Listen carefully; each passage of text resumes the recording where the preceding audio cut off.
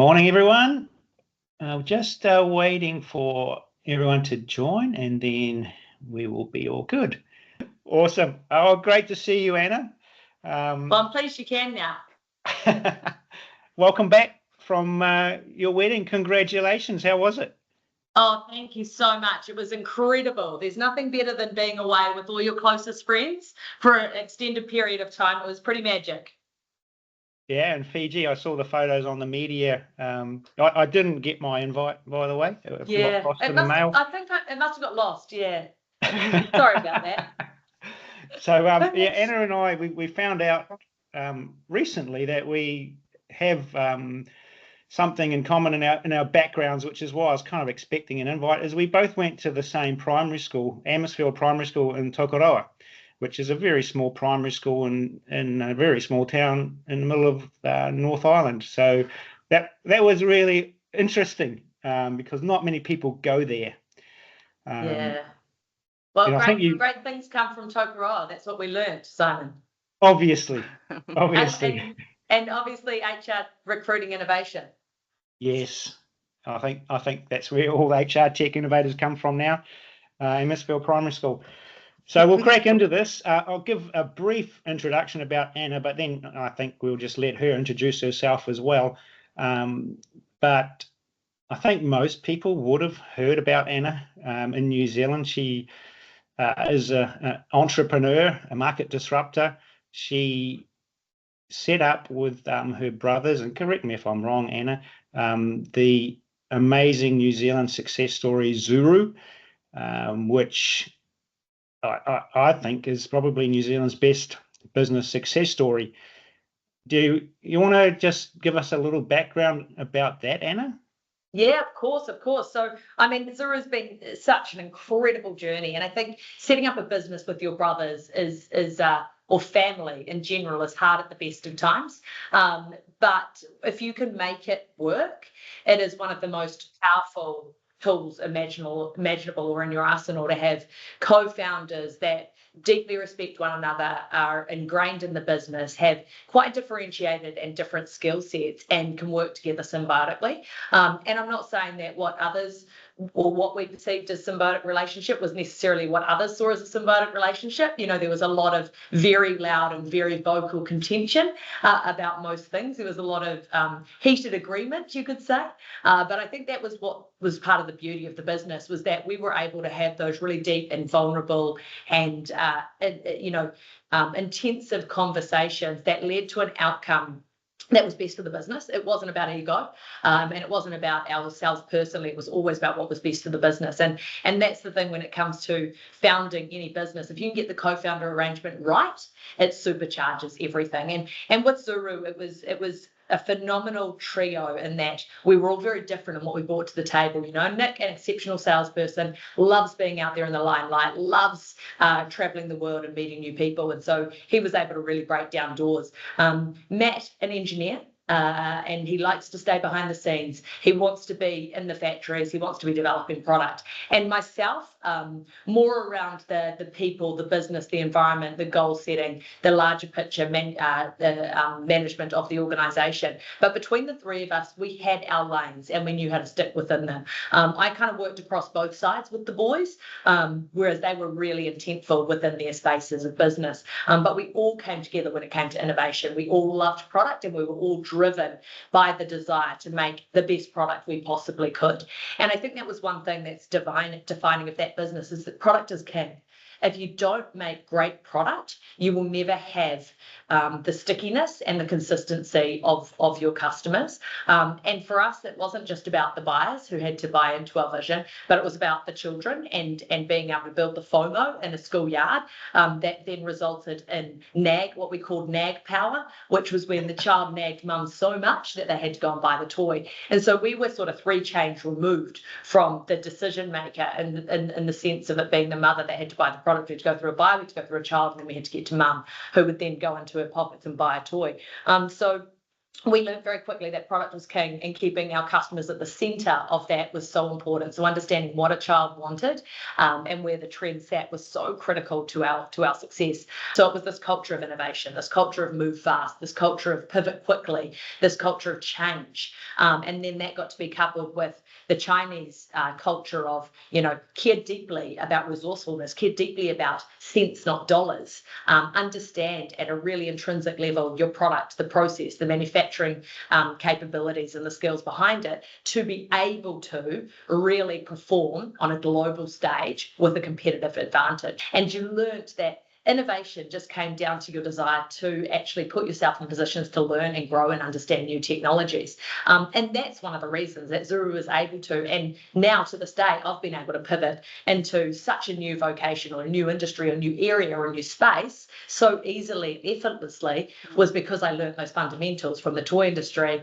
around how to innovate. Because it's an industry where children are so fickle and they require you to be reinventing yourself on a 6-monthly cadence. So that was the environment I was used to. I was used to this environment of such rapid fire pace of change, development, innovation.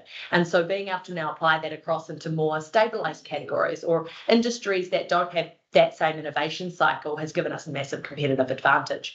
So Simon, I don't know if I answered your question there, and I kind of segued into lots of different frontiers, but that's what a fireside chat is, isn't it?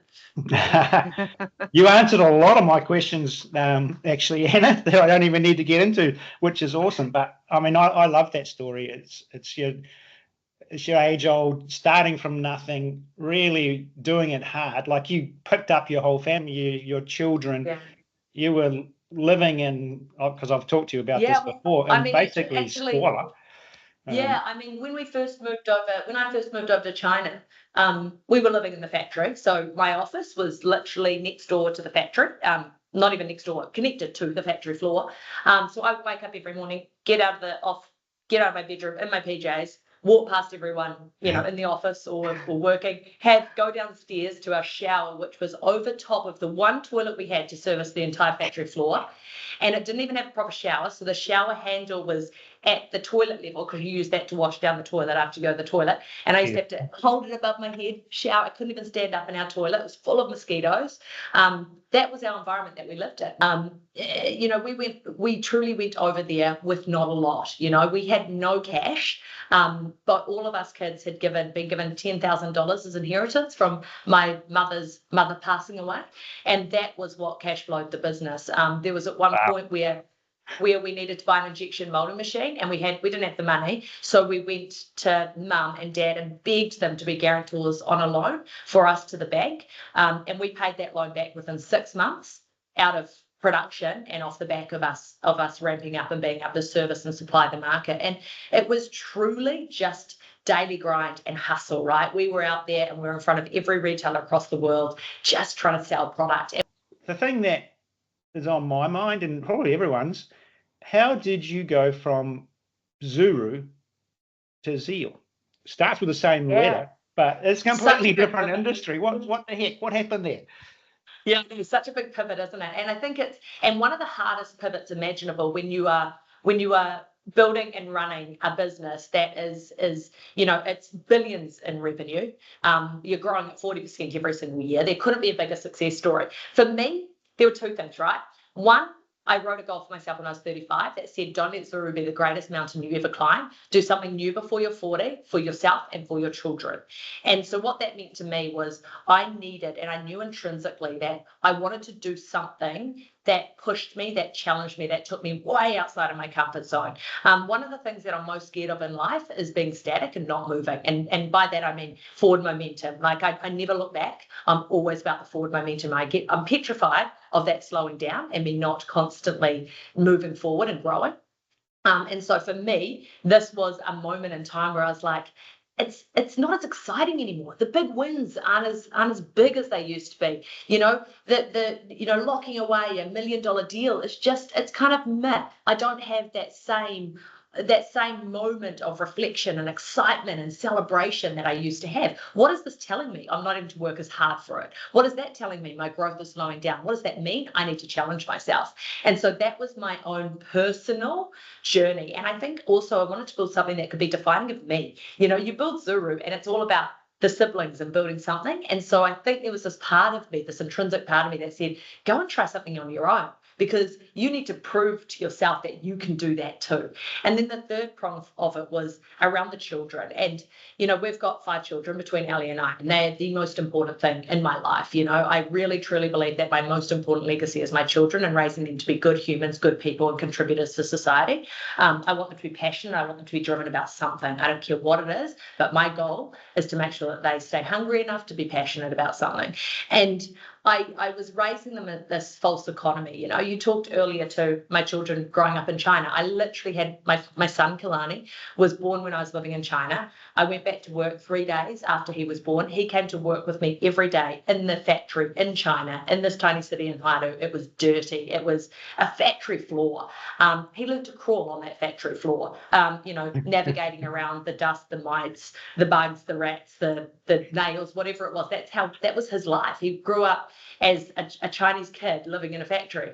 And so for me, when he was born, it was the true essence of what Zuru was. We were so driven. We were working so hard. We were grinding. But then I came back to New Zealand, and he was living in this, and all 5 of them were in this environment of such affluence. They go into the office and there's hundreds of people that give them lollies, look after them, pander to them. There's mum just having to make these really high level decisions, and it was all just too easy, and it was too extreme. And I had this moment of reflection with Ali, and I was like, I don't want to raise my kids thinking that that's what startup and running your own business and founding a business looks like. How do I truly teach them what that grit looks like of founding a business? And so a huge part of starting something again was about bringing them on the journey with me. And so, it's really hard going again. When you've built a unicorn and you've built something like Zuru, there is nothing more scary than trying to do it again, because you have so far to fall. And so it's about being vulnerable. It's about putting the pressure on myself to try again. And I've never worked harder. I've never been more committed to something, and I've never been more passionate about making it work. And I've got a long journey ahead of us to make Zeil great. But at the same time, I know that I've got the desire, and there's a formula there that can work, and that will resonate, and that can change the industry. And that's my project right now. And that's what I'm really passionate about. And it's not just for me, it's for my kids, and it's not just for them. It's actually for New Zealand, and it's figuring out how, as a nation, we look at what we're doing from a recruiting perspective from the ground up. How do we democratise that journey? How do we enable every Kiwi to be able to get career ready, to be able to put their best foot forward, to be able to make a difference in society, to be able to impact our country, our GDP, and ensure that we as a country are really considering our youth and what we're doing for them in the future of work. So, I mean, for me, I'm really passionate about it, and I'm really passionate as well about diversity and what we're doing to break down these invisible walls that block out certain minority groups and ethnicities from getting access to career advice and being able to put their best foot forward. So there's so much that I want to do in this space. And yeah, like I say, this is just the start of our journey. We've got our office back here has got about 150 post-it notes on the wall. That is our future roadmap. And Simon, I know you're an innovator as well in this space. You've just got so many things you want to deliver on, and we're committed to staying in this category and delivering on them. And until we show success, we will just be there for our customers and for our candidates, making sure that we're constantly getting better. It's a really interesting decision jumping into launching a job board in New Zealand. Yeah. Like, we've had Monster come in here, a career builder, to Amazon, all these global brands try to launch a job board in New Zealand. We've got 2 major players, Seek and Trade Me, who've been dominating for so long. It's like, it's gutsy to come in here and launch a job board. And I think, it's time things changed. Like, we've been doing the same thing for too long, and something needs to change. And that's leading to my next question. What are you doing to change this industry? Yeah, and Simon, you're 100% right. Like, I knew this was never going to be an easy journey. Marketplaces are notoriously difficult, let alone a job marketplace where both sides care. right? I care about, as a company, I care about who the candidate is. As a candidate, I care about who the company is. You've got to get both sides caring at the right point in time to have success. And they've both got to have the right attributes to have success. So it's very different to an eBay or an Amazon, where I only care about, for the seller, I only care about getting the money. I don't care who buys it. And for the buyer, I don't care who the seller is, right? So I call it a two-way marketplace, which is what we're doing in jobs, versus a one-way marketplace where there's only one side that cares. So what we're doing is so intrinsically difficult and hard. I didn't anticipate it being as hard as it actually is, because the moat that someone like Seek has built is so big. They've had 27 years to build these candidate databases, and within those databases, they've got millions of candidate names, and they're able to stay at the forefront. That was the big challenge that Zeil has to go up against, and there's only one way to do it. You've got to build something that's widely differentiated and that has a USP that you instantly are inquiring or inquisitive about, and then you've got to be committed, and you can't back down, and you've got to be consistent. And so those are the three things. Those are the three pieces of the puzzle that I'm committed to making sure that we constantly deliver on. It's the innovation, constantly looking at what we can do that's different in a category. And this is the whole insurgent versus incumbent mythology and mindset, right? As an incumbent, you care deeply about the numbers, about your stakeholders, about ensuring that they are always positive and always in the green. And because of that, you end up very process-driven and bureaucratic. And to change rapidly and easily is very, very difficult. An insurgent mindset is about the innovation. It's about keeping your candidate at the centre of your decision-making. And it's about thinking outside of the box and taking risks. And so for me, it's about sitting in that insurgent mindset and constantly saying, what can we do better? And how do we do better at everything that we're doing? And so if I can keep that in piece and then be committed and consistent, I know we can win in this category. And, our results out of the gate have been insane. We sit here as an app, and I've never worked in tech. New Zealanders, we've not necessarily always been known for our app expertise and our skills in that space on a global scale. Yet we've built an app with thousands of reviews and a 4.7 star rating, right? That is because candidates love what we're doing. Our piece of work and what we have to get done is we've got to make sure that we break down some of the friction that's still in that process. The biggest friction point for a candidate right now on Zeil, and we interview 10 candidates every week, no matter what happens, we interview 10 people that are using the app to find out what the narrative is. Their first problem was supply of jobs. We now have over 5,000 jobs on the platform. We've got 50% of TradeMe's jobs. We've got nearly 40% of Seek's jobs on our platform. It's insane in 1 year. The next biggest challenge is the integration to ATSs. They hate having to go off platform into an ATS. They hate it. It's their biggest pain point. So we've got to solve for some of those friction issues in the platform, which we will do. And we've got some really interesting tech coming out in that space. But if we can do that, and we can keep growing our candidate pool by just marketing in the right way to the right user and showing up at the right time for them, we will absolutely win in the space. We've had 100,000 downloads of the app in our first year from candidates, which is pretty amazing. We've got over 2,000 companies that have come onto the platform and are using the platform. So we know we've got a formula there, but we're going up against 27 years of brand heritage, and we just need to keep working away and being consistent about what we do to break down that moat. Yeah, I saw on LinkedIn just the other day that you'd been in business, like you launched Zeil a year ago, and yeah those stats about those job numbers and applicants. Congratulations, that's awesome. Like breaking through, like I said, it's a tough thing to do in New Zealand, and you've done amazingly well. So congratulations. Oh, thanks, Simon. I mean, we've got a long way to go, right? We've got to get application numbers up.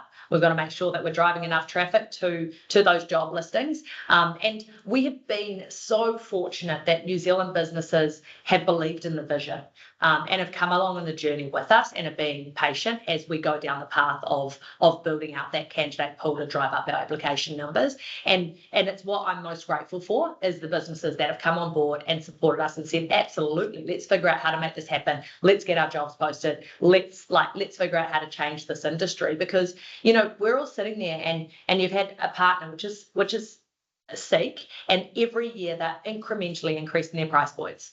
They have driven up the cost of a job post year on year, end on end, because they can, because it's been monopolised. We have already built competition into the category. Anytime seekers drop in prices, which they're doing at the moment, it is because of us. So instantly we are making an impact on this category in a positive way for the profitability of the business unit of HR in any organisation. And that for me is a massive win. It's one of my biggest wins. I can't put that out in a public forum. I can't talk about that as a positive necessarily on something like LinkedIn, but that is what I'm most proud of. How do we drive down the cost to hire in New Zealand? It's always been one of my goals. We'll continue to make that a goal, and we'll make sure that we're not just gouging the prices in marketplaces, which I think is a very important starting place. Well, everyone's got your contact details now, I think, so they can contact you directly and say, hey, bring the prices down on Seek and bring the prices down on Zeil, get the cost to hire down. And you know what? We want to hear the feedback, right? I need to know where we're going wrong, what we need to do to improve, and that's where. And Simon, I've had these conversations with you. Like, tell us. We are here for it. We want the criticism. Constructive criticism is one of the best possible things for us as a business. And if you can be open to that and open to morphing and changing and growing and developing, that's where we'll succeed. And we've got the most incredible intellect in New Zealand, and we've got such innovators. If we can continue to take that to a global platform, or we can continue to use it for a nationalistic benefit and then take it global, we will win as a nation. And we've just got to keep unlocking that potential. Yeah, for sure. You mentioned integrations before, and that we've had a lot of discussions around this, and some of the people listening in today, a lot of them are our clients. So they integrate into job boards through QJumpers, and there's this kind of a little bit of a battle or a conflict between, I guess, the job boards and the ATS systems. Not a conflict, but in terms of our clients, they want certain information, they want certain data, certain questions answered. Your journey is all about making it as fast and easy as possible for candidates. And so you've got to get the information from the candidates in a really, really easy way, but also in a consistent format for our clients. If they're advertising on different platforms, they want a consistent journey too. So we've had a lot of discussions about this, and we're working with Zeil right now on the integration, and people can load jobs on Zeil through QJumpers now. But when we talk about, I guess, from our client's point of view and your point of view with the candidate journey, and our clients with the applicant management process, what are your thoughts around candidate journeys? I want to enable businesses to be able to have those right filters, right? Those are really important. What are your application questions that allow you to filter candidates in the most impactful way for you? So being able to build all those application questions into Zeil is absolutely imperative. And so we've got full scope now for any type of application question to be loaded into the Zeil interface. But what that enables is companies that should be able to post their jobs on a Zeil interface, get all the insights, all the data points, all the application questions they need for it to be fed seamlessly into their ATS. But what my dream is and what my vision is that candidates don't actually ever have to go into that ATS. I want to ensure that they're able to do it all in one interface as seamlessly as possible, but every bit of that data gets transferred across into the ATS, which enables you as organisations to be your most impactful. We do not want to own the ATS space. That's a space where there's companies that are doing an exceptional job, like QJumpers, and that they're best suited for organisation. That's not where we are experts. That's not where our expertise lies.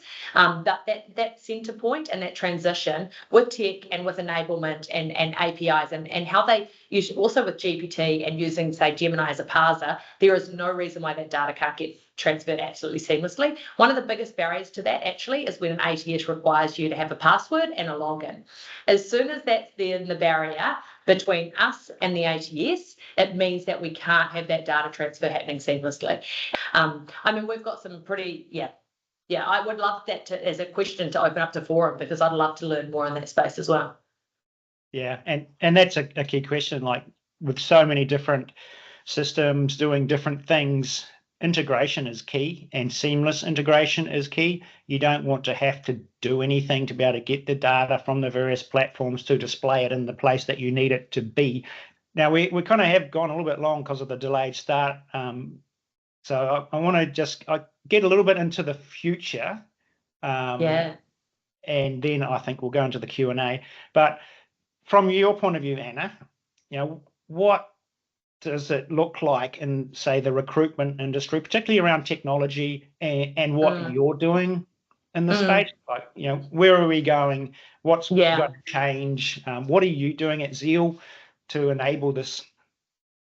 Yeah, I mean, it's so interesting right now because there's so many opportunities for us to merge into, but our first most important thing is getting the integration set up and running really seamlessly. And until we do that, we're not providing a holistic product for our customers in a way that's as good as it can be. So that's our most important thing right now from a technical perspective.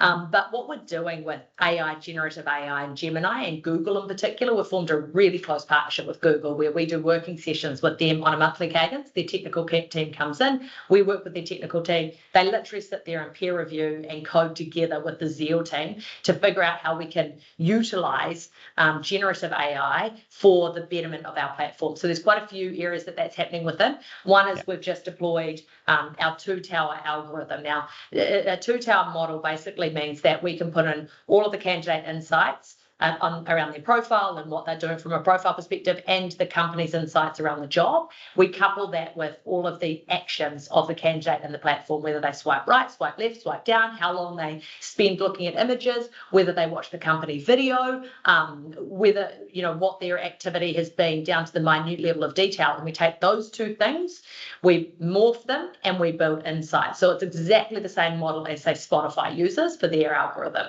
And so we've deployed the most state-of-the-art technology when it comes to our algorithm and our matching algorithm. That has just gone live on a small subsector of candidates. So we're starting to test that specific piece of work, which is so exciting. Because if we can, I see a world where jobs get delivered to candidates at the right time in the right way, and that quality over quantity. How do you deliver the right opportunity at the right time? Candidates getting hit with so much. We don't want to be the platform that you just pay more to service at the top, right? You just pay more and your job comes out on top. That's not how we believe it should work. It needs to be about quality matches, quality jobs delivered to the right person at the right time based on insightful information that we're receiving from their time and platform and from the information that they'll provide us. So that's really exciting. The other thing that we're just launching, and it should come out in the next 10 days, is our Arcv Builder. So basically for candidates now, anybody can make a solid CV in Zeil. So if you are that student in year 11 in South Auckland that's never had anyone help teach them how to build a CV, and you've just dropped out of school because mum needs you to work to help provide for the family, and that is a real life scenario that's happening at a deep level in New Zealand, and you have no idea how to position yourself, you can actually build a CV. And we've used Gemini to help us sculpt and craft a way of doing that for those that don't necessarily have the depth of experience and or education to be able to position themselves to hopefully be able to start winning in the market. And I think that's a really interesting piece of work. But we only are encouraging the right sort of demographic to go down that path to utilize that skill, because I'm still a really big believer. And if you want to stand out and you want to position yourself in the best possible way as a candidate, you need to be different in how you approach it, right? So how do you build a CV that is personalized, that is truly curated to that role and does express yourself in the right way, which also leads into sort of video cover letters. We're really big proponents of individuals applying to a role and actually presenting themselves differently with a video. Because I think that gives you a better idea and impression of who that end candidate is, and it helps to speed up the process to hire. One of the other places that we're deeply looking into, and it's something that Simon's has done an incredible job in, which is, how do you streamline that process to headhunt talent more effectively, more efficiently, because that's such a big part of our recruiting strategies as well. And then for us, there's just really deep work that we're doing to make our platform as candidate-centric as we can. So how do we continue to do things that enable candidates to have a better experience and more opportunity in the platform? And that's a big piece of our future of work also. Yeah, oh, that's awesome. I mean, there's some stuff in there that I hadn't heard. You've been holding out on me there, Anna. The and AI, generative AI, and all kinds of AI is just opening up so many opportunities on improving experience, but also what we can do and the information we can get, and in our scenario of recruitment, being able to find out who are the best applicants with the least amount of work as possible. And New Zealand is, from a user point of view, I think we're quite far behind the rest of the world in terms of adopting AI. Australia. I mean, even little things like, we previously used a CV parser to get, candidates' CV information across into Zeil. We've now just moved across to using Gemini, and Gemini is parsing data from CVs so much more accurately than our state-of-the-art parser was doing, because it's actually inferring information off of the CV rather than just trying to pass data field to data field. And the difference is astronomical, not only in accuracy, but price. So it's just about thinking smartly around how we can deploy it, because it is so exceptionally powerful now. You don't want it to be divisive in its decisioning, and it's got to be learning, and you've got to be encouraging it to be taking most up-to-date information. And the only way you do that is you build your own, and you build it internally, and you have a closed loop ecosystem around it to monitor your privacy and your accuracy of data. But there's so much you can do, just that one little use case has supercharged our ability to be able to now parse data from Zeil into any ATS. Because now I know using Gemini, I can do that more accurately than I would be able to do by doing data field to data field. Yeah, no, that's cool. Some really cool applications. I think we probably should end it now. If anyone has any questions, please fire them through on the Q&A. From I guess my last question to you, Anna, we didn't really start with this. We probably should have, and you have explained these as you've been going through, but putting you on the spot now, you talked about USP. What makes Zeil different from Seek and Trade Me?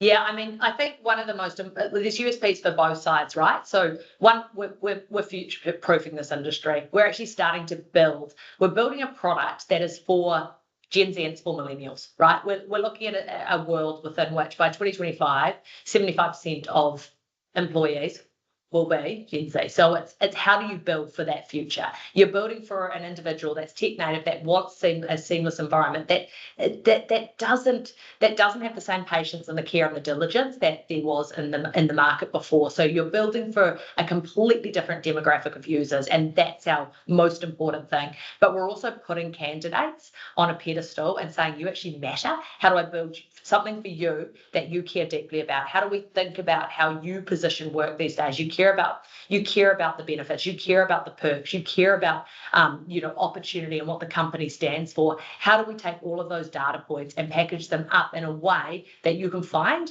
the right organization for you? So then it comes down to the company side. How are companies able to position their EVP?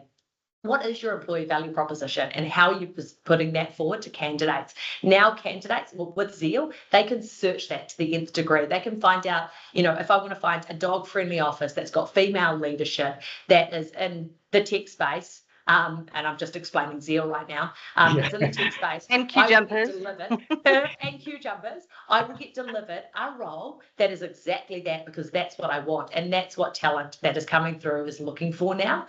And so it's just about shortchanging and speeding up that whole process. But it's also as well about it's about shortening the funnel, right? As organizations, our most important thing is to build our employer brand when we're looking for employers. And companies are spending a lot of money doing that. But what happens is that you build your employer brand out in the market, and then there's all these steps and stages for a candidate to go from seeing the company to then being able to look it up on the website, find a job find the careers page, find the job that they're looking for, apply for that job, and go through that journey. For us, it's about saying, let your EVP show up visually in an engaging fashion so you can get a feel for the organisation. You know that it fits in within your values and morals and that compass, and then you can instantly engage with it. So it's shortening the funnel from awareness to conversion when it comes to the job marketplace. And then, down the track, we're really looking deeply into how we turn it from the advertising of roles to the marketing of roles. You should be able to target your role in the exact direction that it needs to go to find the right candidate for that right moment in time, and it's about turning it into a marketing opportunity rather than it just being about advertising a role. So yeah, I think there's so much to unpack in terms of where that USP sits. But truly, there's a lot to be said for a clean UI UX and doing things different, and then for companies as well, it comes down to price. How do we do? And it's a clear value prop that we've always had as an organisation. How do we be at least 25% cheaper but deliver more value? And that's our goal. Wow, that's awesome. I love what you're doing. I love your branding as well. That's really, really cool. And I love how you're really shaking up the market here in a country that's just been stagnant for so long in this area. So. And I could talk to you all day. I love this stuff, and I could branch off into so many areas, but everyone's got other things to do. So thank you very much for your time, Anna. And if anyone has any questions at any point after this, feel free to email me, Simon at QJumpers.co.nz, or Anna at Zeil.ai, isn't it, Anna? Yep, or Zeil.com, either one. Okay. Cool. But I love questions. I love the hard-hitting ones. So feel free to ask them, guys. I really appreciate all the insights. Cool. Awesome. Thanks, everyone. Thanks for your time. Thanks, Anna. Lovely to meet you. Thank you all. See you later. Cheers. Thanks, Anna. Cheers, Simon.